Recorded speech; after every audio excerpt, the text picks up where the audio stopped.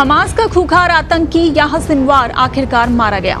Israel की सेना ने भी इसकी पुष्टि कर दी और जैसे ही ये खबर इजराइल के लोगों को मिली, उनकी आंखों से आंसू छलक पड़े। युद्ध के बीच घर घर जश्न मनाया जाने लगा। हस्तियों ने सोशल मीडिया पर पोस्ट किए, हजारों लोगों ने उसके कारनामे गिनाए। जैसे 20 सालों में इस आतंकी ने जो दर्द दिया था, उसकी एक एक तस्वीर सामने आ गई। इजरायली आर्मी को बधाइयां दी जा रही हैं। आपको बता दें कि सिनवार पिछले 1 साल से गाजा में बंकरों में छिपकर रह रहा था। सुरंगों में ही बार बार अपना ठिकाना बदलता रहता था, इसलिए उसके बारे में इजरायली आर्मी को खुफिया सूचना भी नहीं मिल पा रही थी। इजराइल ने गाजा की सैकड़ों सुरंगों को बम से उड़ा दिया, फिर भी वो कहीं नहीं मिला। लेकिन अचानक एक घर में एयर स्ट्राइक के दौरान वो मारा गया। सिनवार ही वो शख्स था जिसकी वजह से इजराइल और हमास के बीच समझौता नहीं हो पा रहा था। वो बंधकों की रिहाई बिल्कुल भी नहीं चाहता था, इसलिए उसके मारे जाने से उम्मीद जगी है कि अब बंधकों की रिहाई हो सकेगी। इजराइल के विदेश मंत्री इजराइल कात्ज ने हमास चीफ याह्या सिनवार की मौत की पुष्टि कर दी। इजराइल ने डीएनए जांच के आधार पर इसकी पुष्टि की।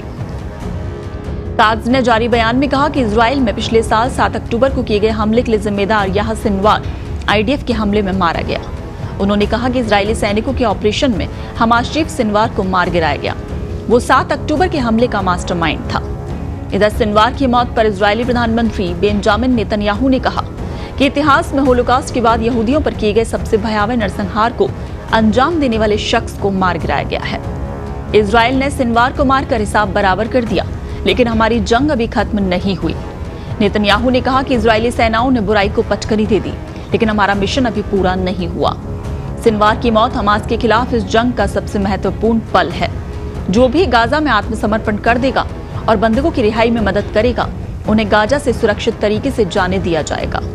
नेतन्याहू ने कहा कि सिनवार को राफा में इजरायली डिफेंस फोर्सेस के बहादुर जवानों ने मार गिराया। ये गाजा में जंग का अंत नहीं, बल्कि अंत की शुरुआत है।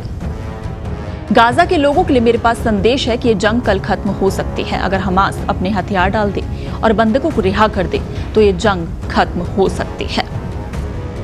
आपको बता दें कि हमास ने गाजा में 101 बंधकों को रखा हुआ है, जो 23 देशों के नागरिक हैं, जिसमें इजराइल के नागरिक तो हैं ही, कई अन्य देशों के भी बंधक हैं।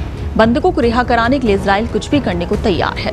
जो हमारे बंधकों को लौटाएगा, उनकी सुरक्षा की गारंटी हमारी है। लेकिन बंधकों को नुकसान पहुंचाने वालों के लिए भी मेरे पास संदेश है कि इजराइल आपको ढूंढ कर मारेगा। आपको बता दें कि इजराइल पर 7 अक्टूबर को हुए हमले का मास्टरमाइंड याह्या सिनवार साल अगस्त में हमास प्रमुख बना था। इस्माइल हानिया की ईरान में एक विस्फोट में हत्या के बाद उसे हमास की कमान सौंपी गई थी। 1962 में जन्मा सिनवार हमास के शुरुआती सदस्यों में से एक था। हमास, जिसका गठन 1987 में हुआ था, उसे 1980 के दशक के अंत में इजराइल द्वारा गिरफ्तार किया गया था।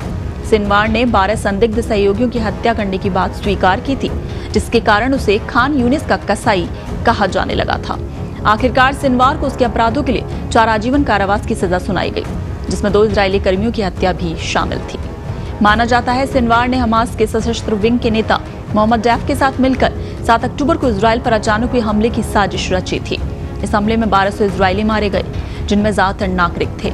इसके बाद फिलिस्तीन पर हो रहे इजरायली हमलों में अब तक 40,000 से ज्यादा नागरिक मारे जा चुके हैं।